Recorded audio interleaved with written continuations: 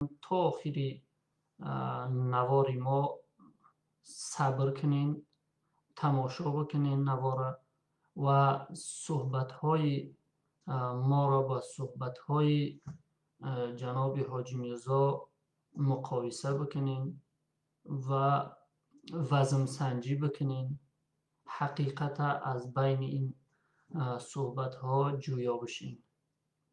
خب شروع میکنیم در نواری حاجی میرزا.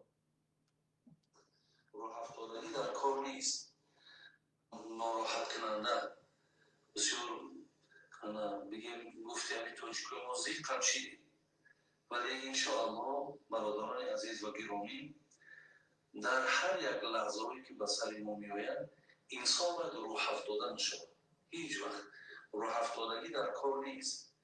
فقط ما اولا به تمام مردم واروخ گفتنیم شخصا من دعا میکنم که الله مهربان اولا شما را حفظ کنند و ما در پهلوی شماییم.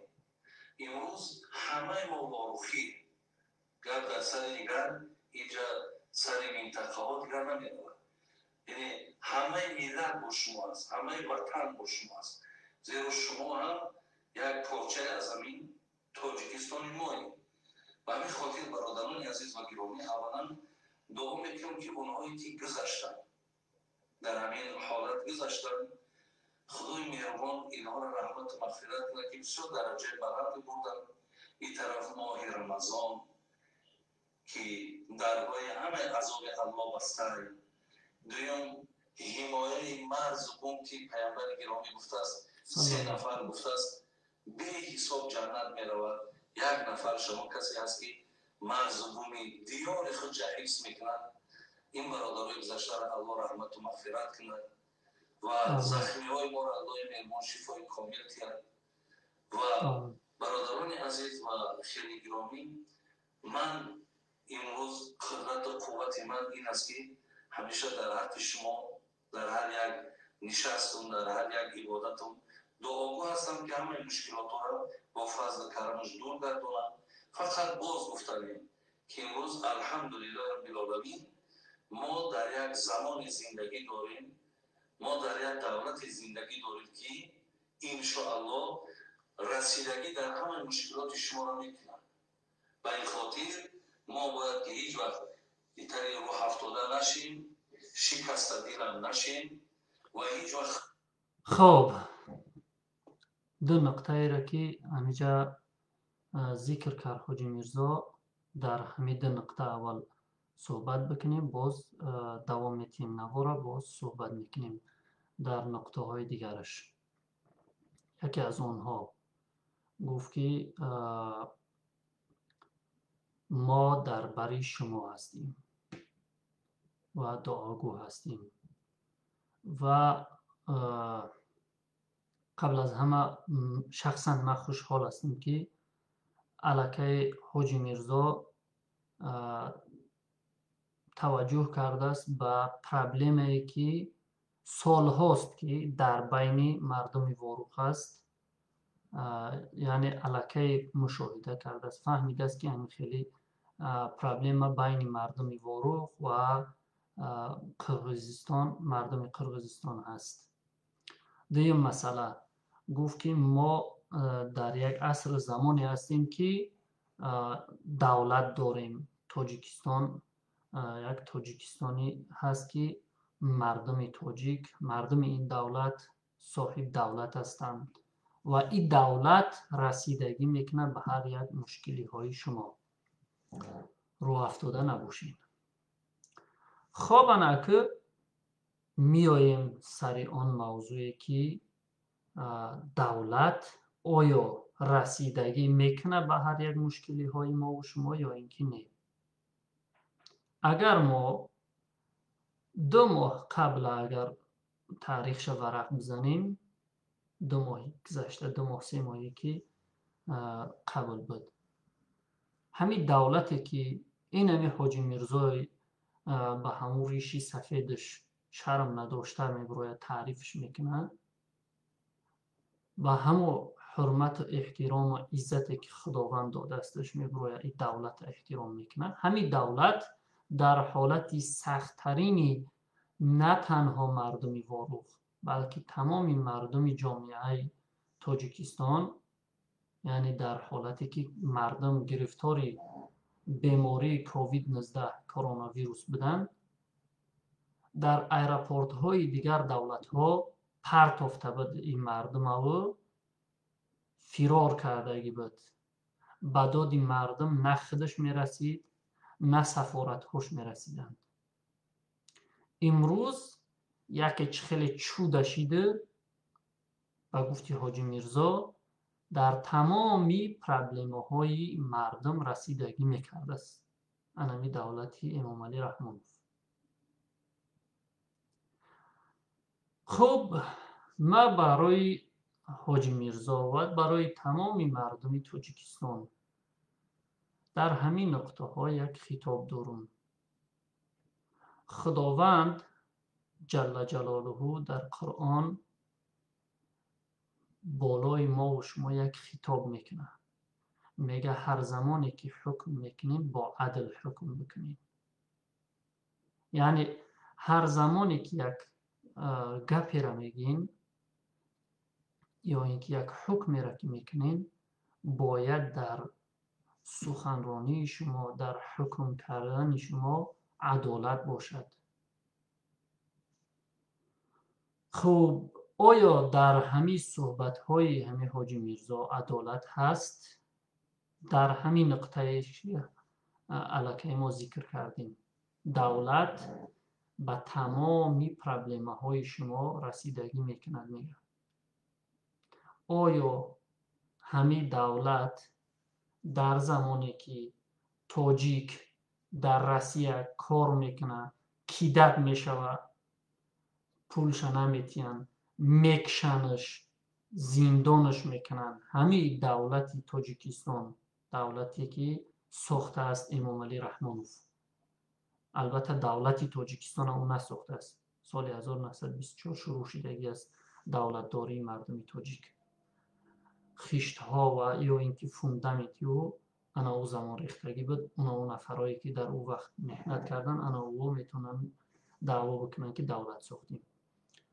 خب رحمانوف یک دولت ساختگی تیاره گرفته و این روزها آورد به جای رساندش که علاقه یک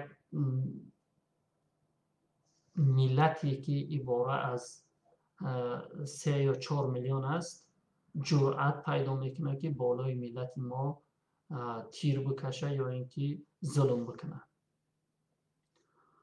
خب آیا رحمانوف در همون مشکلی هایی که شما در روسیه داشتین با وجود چندین سفارتخانه ها، با وجود چندین کنسولگری ها رسیدگی میکرد در مشکلی های شما یا اینکه نه؟ آیا در زمان کرونا ویروس شما هم مبتلا به کرونا ویروس شدگی بودین، در مبتلا به پرابلم کرونا ویروس شدگی بودین، در ایرپورت ها خواب بودین، بیکار بودین، در استرایکه ها و واگن ها در پدول ها خواب بودین، نان خوردن نمیافتین؟ آیا همین رحمانوف یا اینکه حکومت رحمانوف با پرابلم شما رسیدگی میکرد؟ البته نمیکرد. آن کسی که با پرابلم شما رسیدگی کرد امروز در زندان رحمانوف محکم است، عزت امان. امروز حاجی میرزا میگه که ما و شما در عصر زمانی قرار داریم که ما دولت داریم و دولت ما با تمامی پرابلم های شما رسیدگی میکنه. بی‌عدالتی است، والله قسم بی‌عدالتی است. دوام میتیم دیگر نقطه باشه. ایتا آدم تنها و بی‌صاحب هم برادر عزیز هیچ وقت احساس نکنید. هیچ وقت احساس نکنید تا قیم امام علی خطیتون است. برادر عزیز که خطیتونیم، همراهتون هستیم و دعاگو هم هستیم و امروز برادرایی که از ما هستند. یک چیزی دیگر، در زمانی که در ایرپورت ها مردم بی‌صاحب خواب بودن، در زمانی که مردم تاجیکستان مبتلا به پرابلم کرونا ویروس بودن، نمیشد که همین حاجی میرزا یک برآمد بکنه بگه که امام علی رحمانوف، ای منصبدارا، ای کسانی که شما در شاخه‌های حاکمیت هستین، امروز ملت در پرابلم گرفتار شدگی است، شما باید به پرابلم یا رسیدگی بکنید. آیا حاجی میرزا در همون زمان همین خیل برآمدها کرد یا اینکه نکرد؟ جواب در نزد شما است. البته میدونین که نکرده بود یگان نوار. در کدام منطقه زندگی داریم؟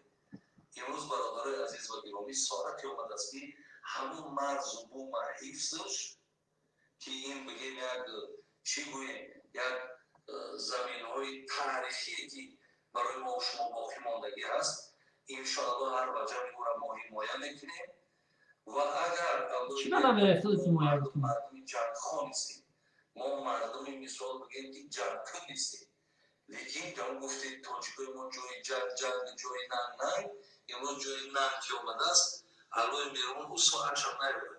اگر آورد هر یک نفر ما باید که برای حفظ حمایه این وطن و ملک خود را برادر عزیز یک 3 جانه اگر 1000 جان که در کار شید برادر عزیز ما باید که دادن ما در کاره.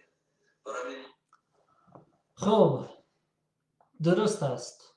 ما هم از تمامی بیام از نام خودم گپ بزنم. من شخصا از تمام مردم تاجیکستان دعوت میکنم که این مردم تاجیکستان، ما در گردنمان فرض واجب شدگی است، قرض شدگی است، از خاک وطن حمایت بکنیم. اما یک چیز عمیق و دقیق بدونیم، از خاک کل وطن، خاک وطن تنها در واروخ نیست. خاک وطن اونها 1,500 کیلومتر کوادراتی که در خطای فروخته شد، اونها رو هم خاک وطن بود. یا اینکه آن زمین هایی که برای 50 سال کنترکت کردگی است به خطای بخشیدگی است، اونها رو هم خاک وطن ما و شما هستند. یا اینکه آن کندنی هایی که آن کانهای طلا یا اینکه کانهای نقره که در وطن ما و شما هست به خطای به ایتالیا و به دیگر دولت ها فروخته استش رحمانوف، آنها هم خاک وطن ما و شما هستند. در گردن هر یک کدام ما و شما فرض واجب است حمایت کردن از خاک وطن. آفرین، همه سرجم باشین. همه ما والله قسم در واتساپ برای مادرم یک سبشینی روی کردم، گفتم مادر جان، امروز بغیر از من 2 پسر دیگر داری در تاجیکستان. اگر مبادای برای حمایه مرز و بوم وطن لازم شدن، یک کلتک بگی هر دیشه زده سر بکنه خونه، بگو که برین از خاک وطن حمایت بکنیم. من افسوس میخورم که این روزها من امکانیتی در وطن آمدن بگیم قدم خدمت گذاشتن ندارم و الا من راستکی از همیجا به هم واروخ هم میرفتم برای حمایت مرز بوم وطن. خب نگاه کنیم، زمانی که خاک وطن به خطای فروخته شد 1,500 کیلومتر کوادراتی است. 1,500 کیلومتر کوادراتی را اگر با گکتر قطعی حساب بکنی 150,000 گکتر زمین است. 150,000 گکتر زمین وطن ما و شما را امام علی رحمان و خطای فروخت. همین حاجی میرزایی که امروز برآمد داره در او زمان گپی نزد، چیزی نگفت. همون تلفنی که میگه که من تلفن نوی کردم پرابلم های واروخ دیدم، همون تلفنش نشان نداد و پرابلم ها و از گروه 24 نشنید او چیزا را. ولی شما گوش بکنین که در دوام گپش از گروه 24 چی چیزا را گویا شنیده است. من انشاءالله بازم میگم خداوند روزهای سخت نیارد، آمین. روزهای وزینی را نیارد. آمین. خداوند دنبال این کار پیشی با تنجی و خوبی را بیارد. آمین. الله مهربان همتون را حفظ کند. آمین. یا رب العالمین. برحمت. برادر عزیز و گرامی، the potential use of the technology. بخشین реклама شد. Расскажите, пожалуйста. من یک بگیم گفتنی پیشینه هم داشتم و باز یک بار دیگه با مراجعت هم میکنم که در کجای باشیم برادران عزیز، در کجای باشیم، در کدام منطقه از دنیا باشیم، شما فکر کنید که اگرچند که امروز ما به اسلام داریمون اگر به شرطی بنازیم افتخار کنیم، لیکن تاجیک بدنم ای مد نظر دور نکن. یک چیز دیگر هم است که ما تاجیکیم برادران عزیز. حقیقتا حاضر همین گپ‌ها برای بسیاری آدم‌ها شاید من نمیگم عادی میتاود، لیکن دادرای جامعه را عادی قبول نکنید که امروز الله را سپاسگزاری کنیم که ما مردم حقیقتا یک دولت کردیم، یک ملت شدیم.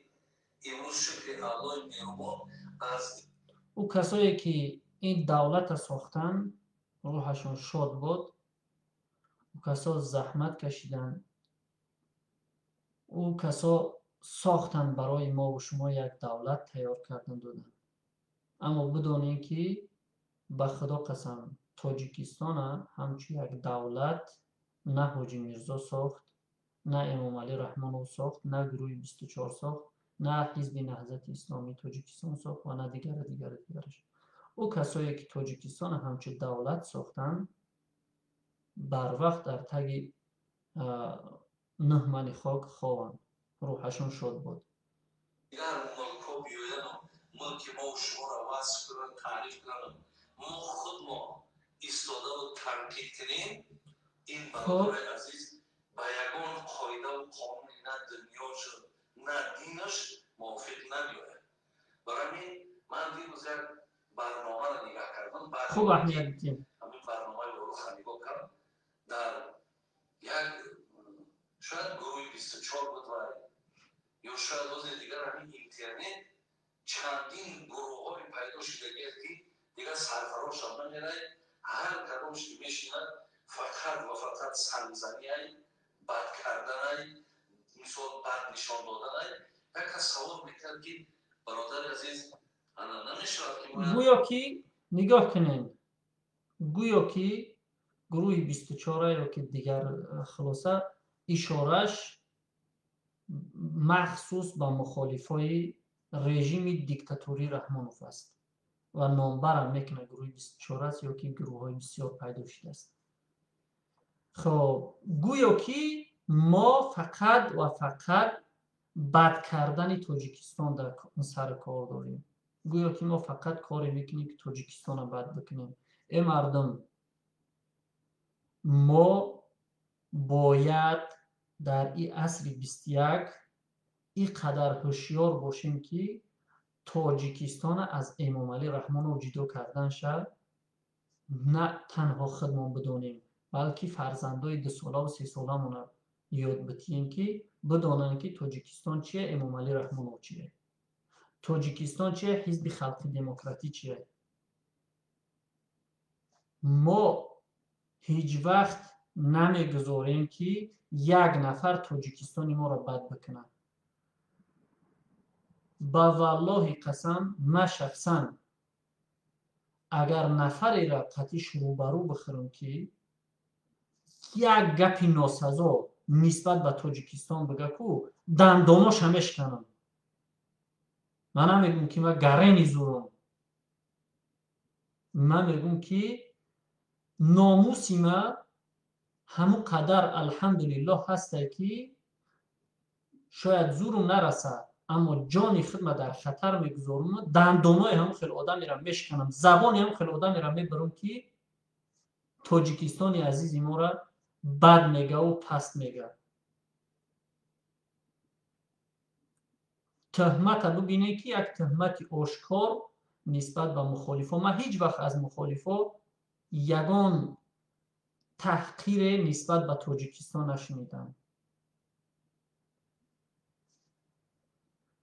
خب تحقیری نکرده را تهمت میزنن، میگن که تحقیر به توجیکستان کردن، بد گفتن به توجیکستان. ولی اگه شما تصور بکنید که یک مخالف مبادای زبانش بپیچه که الهی زبانش بریده بشه و کسی را که توجیکستان بد میگه زبانش بپیچه و یک گپی ناسزا نسبت به توجیکستان بگه، یا چیکار میکنن در او زمان؟ یک تهمتی نه، یک کاری نکرده را تهمت میزنن و گپ میزنن. کار بشه چیکار میکرده باشن؟ خب داملا را پرسید که کما در همین جایگاه برای اشتراک کنیم در همین سرحد یکی بکشنمان ما چی در انجام میبریم؟ او کس میگه که اینجا امروز جای داملا پرسی نیست. یعنی مقصد داملا را یک طرف بگذار. نه برادران عزیز، این چیزهایی را که کسی چیزی میگه، من گمانم میگه که امروز ممکن همون آدمانی که خداشون وطن دوستدار میگن اونا از همین جنجال همیشه شاید که در دلکاشون کمکم با خرسندی هم داشته باشن که ببینید گپا میگه که گویا در کدام برنامه تماشا کرده است همین حاجی میرزا که یک نفر در آمده سوال داده است که همین جایگان داملا نیست که ما از او بپرسیم که وقتی که ما بریم در واروخ برای حمایه مرز بومی وطن جنگ بکنیم و کشته بشیم آیا شهید میشیم یا که نه؟ من نمیدونم، من شخصا تماشا نکردم، اما گویا که کدام گفته است که ما نوسرالی جای داملا نیست و این گپا بهانه کرده است حاجی میرزا و باید که بد بکنه مخالفا را، باید که گپ‌های پست ناسزا بگه برای مخالفا و حمایت بکنه از امام علی رحمه. من با حاجی میرزا گفتنی هستم که حاجی میرزای محترم، من به الله قسم، به همون خدایی که جان تو و جان من در دست اوست قسم، یکی از سبب‌های اساسی که من مخالف اینمی رژیم شدگی هستم بسته شدن مسجد تو است. اینمی رژیم نگذاشت که تو و امثال تو امر معروف بکنن در توجیکستان، مردم تربیه روحی بتین تا اینکه مردم تجاوز در ناموس یکدیگرش نکنن، تا اینکه مردم نرکمن نباشن، تا اینکه مردم خون یکدیگرش نریزن. این رژیم نگذاشت که شما همین صحبت ها را بکنین. من از قهر باشه یا که از غضب باشه یا که از ناموسی مسلمانی باشه که من مجبور شدم که زید اینمی رژیم خیزم. یکی از سبب‌های اساسیش که من زید اینمی رژیم خیستم بسته شدن این مسجد تو است. ما اگه اونقدر حرامزاده ایم که با داملا و ایشان ملا احترام نداریم. احترام با داملا و یا ایشان ملای هست که یا عالمی هست که عمل کننده در دینش باشه، حمایت کننده از دینش باشه، دفاع کننده از دینش باشه، ننگ ناموسی مسلمانی داشته باشه، نه اینکه یک دشمنی خدا را، یک دشمنی مسجدها را، دشمنی تعلیمگاه های اسلامی را، دشمنی ستر و حجاب، دشمنی ریشه، دشمنی قانون های الله طرفداری بکنه. ما انمو خیلی داملا و ایشانی را احترام میکنیم که حقیقت ببرویه گپ بزنه، با قیمت جانی خودش بازی بکنه و حقیقت گپ بزنه، از دین خدا دفاع بکنه. از عزت خدا استفاده میبرن، این نفرها میزنن اشکماشون سیر میکنن. اما زمانی که مسجد خدا بسته میشود، زمانی که ستر حجاب از سرای دخترها کشیده میشود که فرض الهی است، اینها خاموش هستند. زمانی که زید یک دیکتاتور 4 جوان میبراین گپ میزنن، یا به خاطر که شأن شرفشون از دست دادگی هستن رشک میکنن، حسد میبرن، به خاطر که رژیم برای اینها یک استخوانی خاییده شدگی را در پیششان بپرتوه، از رژیم دفاع میکنن.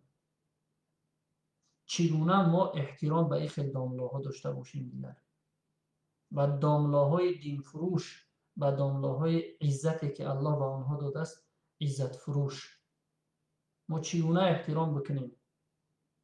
چگونه ما این خلق بیچاره را فریب بکنیم که تا آخر عمر فریب این خیل کاسلیسو را بخورم؟